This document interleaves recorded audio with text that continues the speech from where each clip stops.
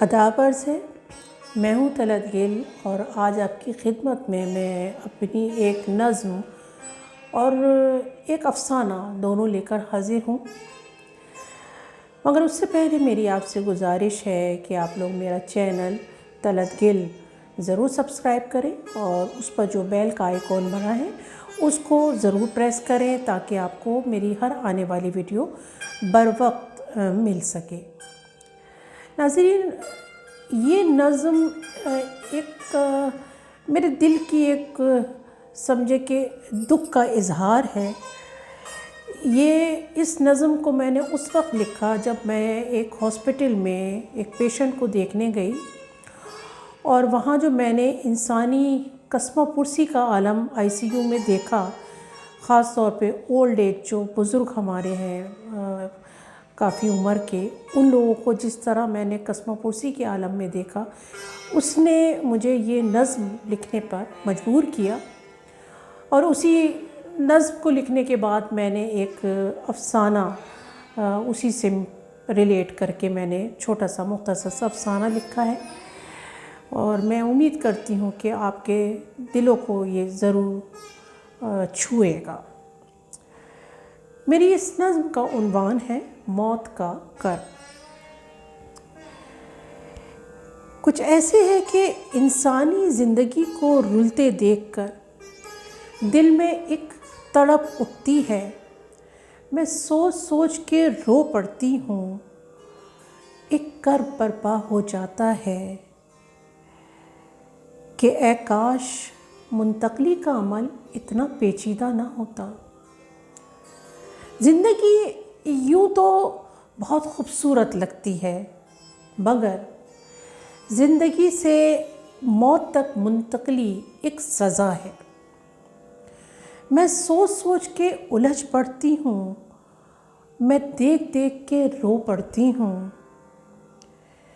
بزرگی بھلے ہو کوئی تحفہ، بزرگی بھلے ہو کوئی تحفہ، ظرف انسانی ہوتا کوئی صحیفہ، ظرف انسانی ہوتا کوئی صحیفہ، مذہب، انسانیت، رواج، سماج، سب کے جدا رسم و رواج، فطرت جبلی بہت ہے خونخوار، جو کرتی ہے انسانیت کو خوار۔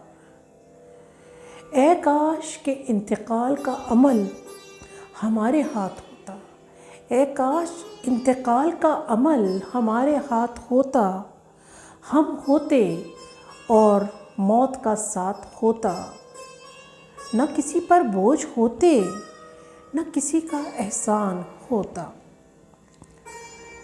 امید کرتی ہوں کہ یہ نظم اور یہ میرا جو نظریہ ہے، آپ اس سے ہو سکتا ہے بہت سے لوگ متفق نہ ہوں، لیکن میں یہ سمجھتی ہوں کہ موت کی منتقلی کاش ہمارے اپنے ہاتھ ہوتی تو زندگی اور انسانیت ایسی سسک نہیں رہی ہوتی۔ اب اسی نظم کو مد نظر رکھتے ہوئے میں نے ایک مختصر سا افسانہ لکھا ہے، اور اس افسانے کا عنوان ہے آخری دعا۔ میں دم سادے بنا روئے ٹکٹکی باندھے اپنے ابا جی کو تک رہی تھی، جو ہسپتال کے بستر پر ایسے بے سدھ پڑے تھے جن کو نہ اپنی خبر تھی نہ سدھ بدھ۔ وہ 2 دن سے کوما میں تھے، اور ان 2 دنوں میں میرے دماغ میں بچپن سے لے کر جوانی تک کے واقعات ایک فلم کی شکل میں چل رہے تھے۔ ابا جی کو اچھے اور برانڈڈ لباس کا بہت شوق تھا، میں نے ان کو کبھی عام سے لباس میں نہیں دیکھا تھا، ایک سے ایک اعلیٰ لباس ان کے پاس تھا۔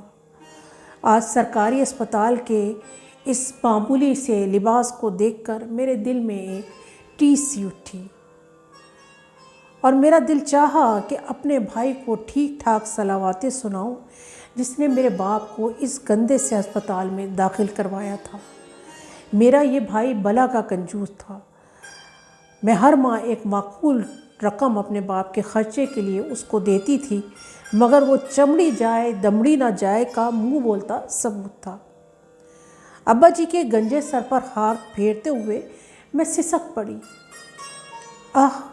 میرے ابا جی کو اپنے بال بہت پیارے تھے، کیسے وہ اس عمر میں بھی اپنے بالوں کا خیال رکھتے تھے۔ انہیں گنجا ہونے سے سخت نفرت تھی۔ ابھی کچھ دیر میں ان کے دماغ کا آپریشن تھا، اس لیے ان کے سر کے بال صاف کر دیے گئے تھے۔ اے کاش کہ میں ان کو اس حال میں نہ دیکھتی۔ وہ ہمیشہ سے ایک نہایت تندرست اور چاق و چوبند انسان تھے۔ اے کاش میں ان کے لیے کچھ کر سکتی۔ مگر اس وقت ابا جی کے فالج زدہ جسم کو دیکھتے ہوئے میں نے بآواز بلند ایک دعا کی، اے خدا میرے ابا جی کی مشکل آسان کر دے۔ میرے سارے بہن بھائیوں نے مجھے غصے اور حیرت سے دیکھا، مگر میں نے بآواز بلند دوبارہ یہی دعا کی کہ اے کاش میرے ابا کی مشکلوں کو آسان کر دے، اور یہ کہہ کر میں کمرے سے نکل گئی اور اسپتال کا کوریڈور رونے کی آواز سے گونج اٹھا۔ بہت شکریہ۔